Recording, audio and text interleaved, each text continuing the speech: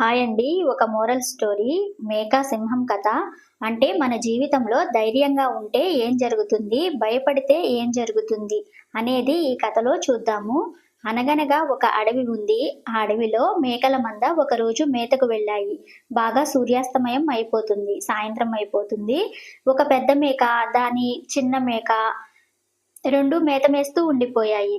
అవి అడవిలో తప్పిపోయాయి. అప్పుడు ఏం జరిగిందంటే, పెద్ద మేకకు భయమేస్తుంది. అడవిలో సింహాలుంటాయి, పులులుంటాయి. నేను ఈ అడవిలో జీవించలేను. నా బిడ్డను కాపాడుకోలేను. చీకటి అయిపోయింది. నేను ఇంటికి వెళ్ళలేను. ఖచ్చితంగా సింహం మమ్మల్ని వేటాడి తినేస్తుంది. ఎక్కడికి తప్పించుకోలేము. ఇంకా ఈ ఆలోచనలు రాగానే మేకకు విపరీతమైన భయం వేసింది. సింహం వస్తే మేము తప్పించుకోలేం. అది నన్ను, నా బిడ్డని కూడా వేటాడి చంపేస్తుంది అని భయం ఎక్కువైపోయి బాగా వణికిపోతుంది.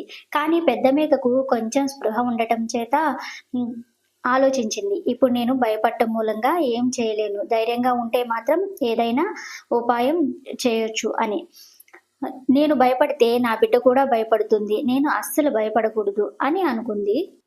సరే అని తన పిల్లని ఎదురుగా కూర్చోబెట్టుకొని మేక పిల్లకి ఉన్నది ఉన్నట్టుగా చెప్తుంది. ఈ అడవిలోనికి రాత్రి అవ్వగానే సింహం రావడం గ్యారంటీ. మనల్ని చంపి తినేస్తుంది. మనిద్దరం కూడా చనిపోతాం. ఇలా చనిపోయినప్పుడు ముందుగానే మనం ఎందుకు భయపడాలి? భయపడడం ఎందుకు? మనం సంతోషంగా ఉందాం, ప్రశాంతంగా ఉందాం. అలా ప్రశాంతంగా ఉంటే మనకు మంచి ఉపాయం దొరుకుతుంది అని బాగా ఆలోచించి, సూర్యుడు కొన్ని క్షణాల్లో అస్తమిస్తాడనగా అవి సింహం గుహని ఎతుక్కుంటూ వెళ్తాయి. సింహం గుహ దగ్గరకు వెళ్ళినప్పుడు అక్కడ ఒక చెట్టు ఉంటుంది. ఆ చెట్టు చాటున దాక్కొని సింహం ఎప్పుడు బయటకు వస్తుందా అని చూస్తూ ఉంటాయి. చెట్టు పైన కోతి వీటిని గమనిస్తూ ఉంటుంది. అయితే రాత్రి అవగానే సింహం గర్జించుకుంటూ బయటకు వస్తుంది. బయటకు వచ్చి అడవిలోనికి వెళ్తుంది. తల్లి మేక, పిల్ల మేక సింహం గుహలోనికి వెళ్ళాయి. సింహం వేటాడకుండా వెనక్కి రాదు. నైట్ అంతా వేటాడి అడవి అంతా తిరిగి ఎప్పుడో తెల్లవారుజామున వస్తుంది. కాబట్టి నైట్ అంతా సేఫ్ మనం. అడవిలో ఎక్కడా కూడా సేఫ్ లేదిక అని చెప్పి కరెక్ట్‌గా సింహం గుహలోనే మకాం వేశాయి. ఇప్పుడు పెద్ద మేక పిల్ల మేకకు చెప్పింది.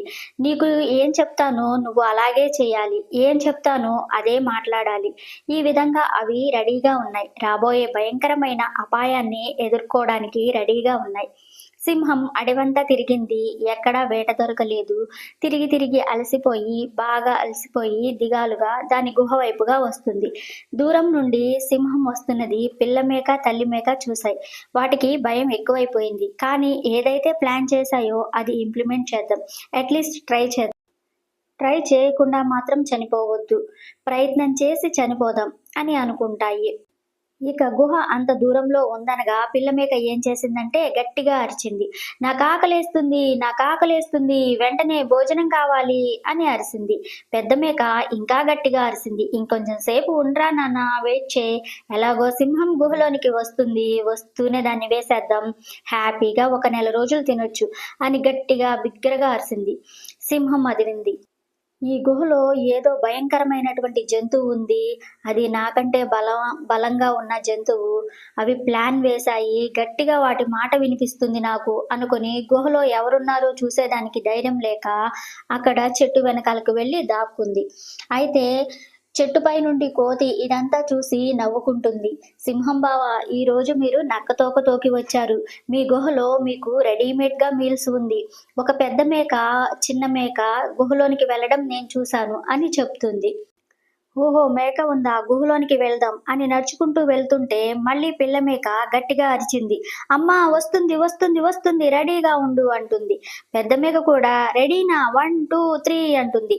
సింహానికి మళ్ళీ డౌటొచ్చేసింది. ఈ కోతి చెప్పింది అబద్ధం. మేకకింత ధైర్యం వచ్చే ప్రసక్తే లేదు. మేక సింహాన్ని చంపే ప్రసక్తి అసలే లేదు. కాబట్టి ఈ గుహలో ఉండేది మేక కాదు. ఈ కోతి నన్ను మోసం చేస్తుంది. కోతి చంపేయడానికి ప్లాన్ చేసింది. కోతి పాపం సత్యం చెప్పినా గాని సింహానికి నమ్మే ధైర్యం సరిపోవడం లేదు. అలా అని గుహలోనికి వెళ్లి చూసే ధైర్యం కూడా సరిపోవటం లేదు. దగ్గరకు పోతుంటే వచ్చేసింది, రెడీ రెడీ అంటుంది. సింహం దానికి తట్టుకోలేక మళ్ళీ వెనక్కి వచ్చేసింది. వెనక్కి వచ్చి చెట్టు వెనకాలకు వెళ్ళి చూస్తూ ఉంటుంది. అప్పుడు కోతికి కోపం వచ్చింది. నేను నిజం చెప్తుంటే కూడా నువ్వు నమ్మవా? సింహంలా ఉన్నావు, బాగా ఎదిగినవు, కనీసం ధైర్యం కూడా లేదు, మేక కంటే హీనంగా ఉన్నావు అని చెట్టు మీద నుండి దడేలుమని దూకి సింహాన్ని గట్టిగా పట్టుకుంటుంది. ఎక్కడికి పోతావు నువ్వు, ఉండు అని.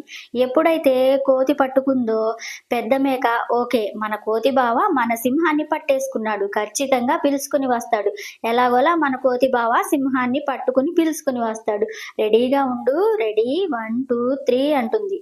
సింహానికి మొత్తం ప్లాన్ అర్థమైపోయింది. ఎంత పెద్ద స్కెచ్ వేశారు వీళ్ళు అని చెప్పి వెంటనే కోతిని పక్కకు నెట్టేసి సింహం అడవిలోనికి పారిపోతుంది. తెల్లవారుజాము అయిపోతుంది. మేకలు హ్యాపీగా ఇంటికి వెళ్ళిపోతాయి.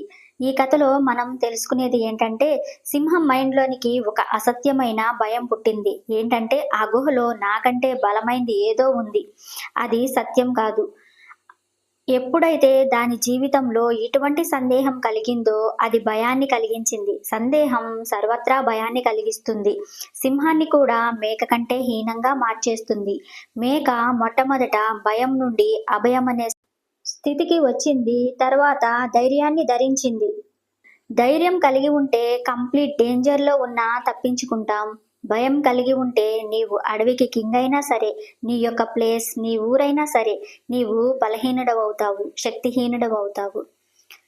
ఈ వీడియో కానీ మీకు నచ్చినట్లయితే ప్లీజ్ లైక్ చేయండి, సబ్స్క్రైబ్ చేయండి. Thank you.